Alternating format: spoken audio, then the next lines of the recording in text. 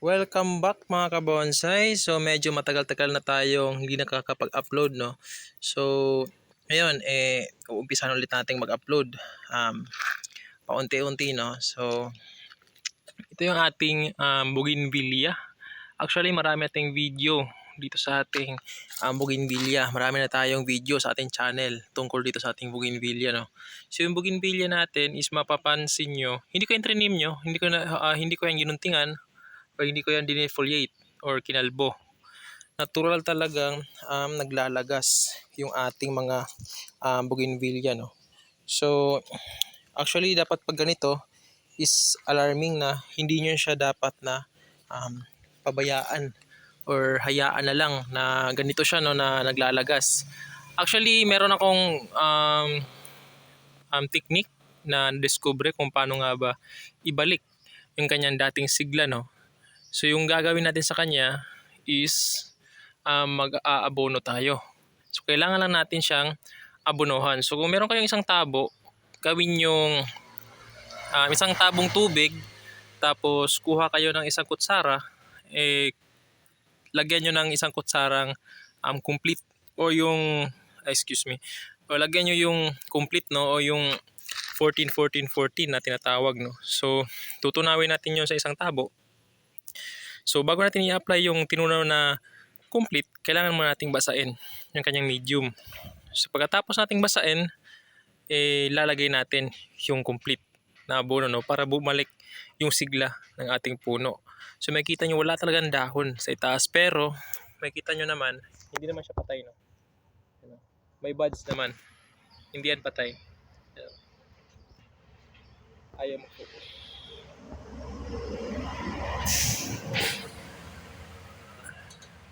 Ang kwentang cellphone to. Yan. May buds naman kahit papaano. Pero hindi nga lang mahatak yung growth ng mga buds. So kailangan natin na lagyan ng abono. Kasi yung bougainvillea, kung napapansin ko kasi na mas matakaw sila sa abono, no. So kung wala ng nutrients dito sa kanyang medium, natural na naglalagas yung bougainvillea. Pero hindi nyo dapat yan pabayaan na naglalagas siya. Kasi nga may tendency na pag naglalagas yan, mamamat yan ang sanga. Katulad dito. Sana yun? Ito. Yan. Actually, patay na to. Yan, patay na tong dalawang to. So, nakita ko na patay na yung sa ibang sanga. So, kailangan ko nang ayusin. Kasi nga, hindi na bumabalik yung dating sigla ng ating puno, no? So, dapat natin siyang ayusin. So, sa iba namang technique naman is niriripat.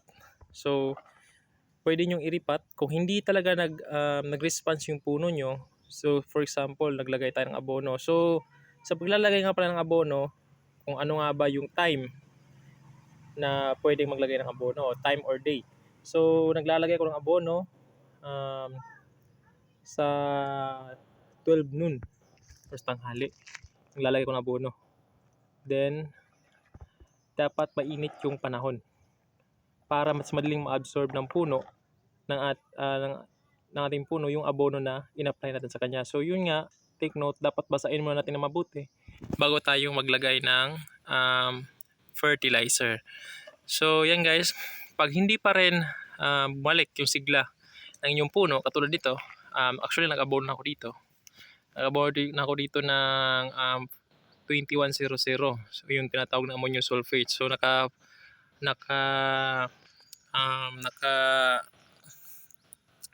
focus siya sa NPK kasi NPK, nitrogen, phosphorus and potassium. Yung nitrogen is para sa pagpapalago ng dahon. So finocus ko siya sa 2100, yung tinatawag na ammonium sulfate, para bumalik yung sigla ng mga dahon niya. Pero kung makikita nyo, wala pa rin nangyayari sa kanyang mga dahon. Parang patay siya, no guys. Parang patay kasi wala siyang mga dahon. Actually, hindi yan patay kasi may mga buds pa naman kahit papano. Hindi lang talaga mapalarga yung kanyang mga buds. So, yung kailangan natin gawin dahil hindi nag-response yung puno natin sa ating abono is kailangan nating iripat yung puno, no. Ayan, makikita nyo na may patay na mga sanga siya. Ito, patay. Dahil yan sa paglalagas. Actually, nung na-wire ko to siya, nakikita nyo naman sa video ko, yung mga latest video, or yung mga last video ng puno nung to, is napakalago ng mga dahon niya. Pero nung inumpisahan ko siyang ikat, medyo nahirapan na siyang ibalik yung dahon kasi nga napabayaan ko ng mga bonsai ko. Medyo napabayaan na sila. Hindi ko na maintain yung pag-aabono na weekly. So hindi ko na siya naabonohan weekly. So yung kailangan sa kanya dapat weekly abono, yan talaga yung standard para mas maganda yung tubo ng inyong mga bonsai, no? So hindi ko na asikaso lahat kasi nga mas focus na ako sa pag-iisda, no, sa pag breed or pag-breed and pag-groom ng mga beta. So medyo napababayaan ko na yung iba, pero aayusin ko to kasi nga sayang din naman. Actually, yung una is gusto mong makabuo ng bonsai, ngayon na nabuo na siya, naisip ko parang papabayaan mo lang, sayang din. So kailangan ayusin ko to, no. Bumubuo nga ako ng bonsai ngayon. Actually, bumubuo ako ng bonsai ngayon, mga materyales. Ito pa kaya na nabuo na. Kailangan nating alagaan ulit. Yan. So mapapansin nyo guys, meron siyang dito. Yan, no. Ito yung tinatawag natin na parang bukol ng ating bonsai, no. So nag-uumpisa yung mga bukol na yan sa mga buds, yung mga tinatawag kong water sprout. So nag-uumpisa yan dito guys, so makikita nyo yan, may shoot sa loob yan, makikita nyo yan, may shoot sa loob yan, na shoot yan. Pag yan ay napabayaan, lalarga yan. So pag lumarga yan, yung pinagtubuan ng water sprout na yan is lulobo. So ito yung nangyayari sa kanya. Actually, pinuputol ko yan. Pinuputol ko yung mga buds niya. Ayan. Pinuputulan ko to. Ayan, pinuputulan ko yan. Pero, sobrang dominant ng tubo niya, no? Sobrang dominant talaga. Kahit ilang beses mong putulin, napakataba ng tubo niya.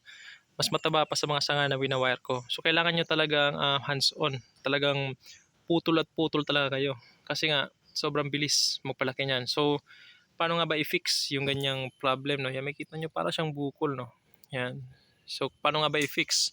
So, kailangan natin ng power tools. Kailangan natin ng power tools para ma-grind yung yung ito. Kailangan natin i-carving yan. So, kung wala naman kayong power tools, pwede naman knob cutter. Knob cutter, no? Pero, in my case, gusto kong i-power tools because may mga sigit-sigit kasi siya. And hirap siyang i-knob cutter, no? So, kailangan power tools yung gagamitin natin dito. Yan, para matanggal lang yung bukol na yan or ma-lessen kasi kailangan natin i-carve yan.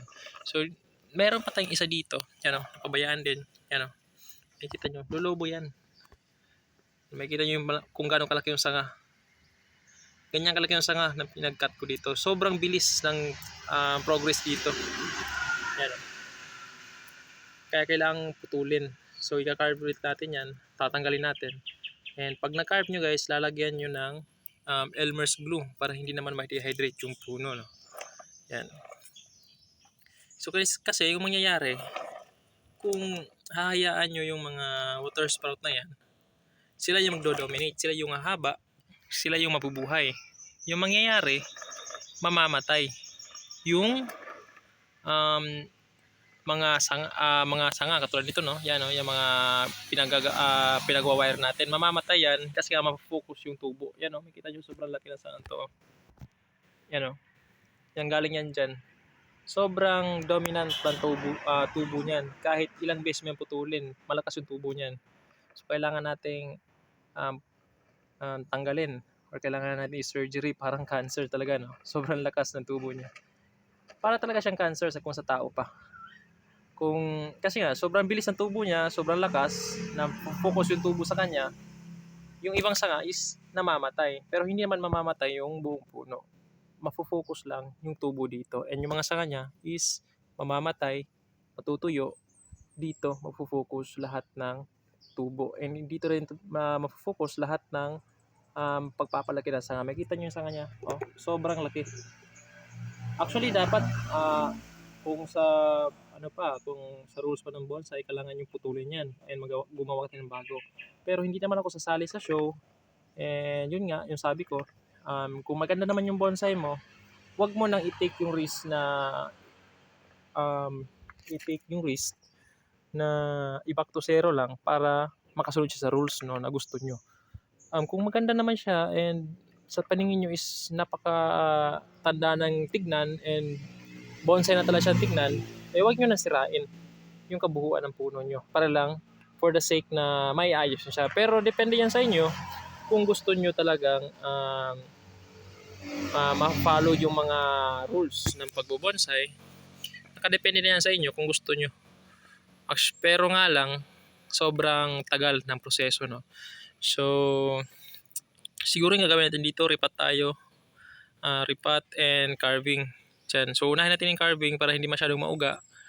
Then, ripat tayo dito sa ating bougainvillea bonsai. So, di ko na iisa yung video. Puputol-putulin ko na lang. So, first video ito. Second video is carving. Next video is repotting. So, maraming salamat. Kita-kita tayo sa susunod na video.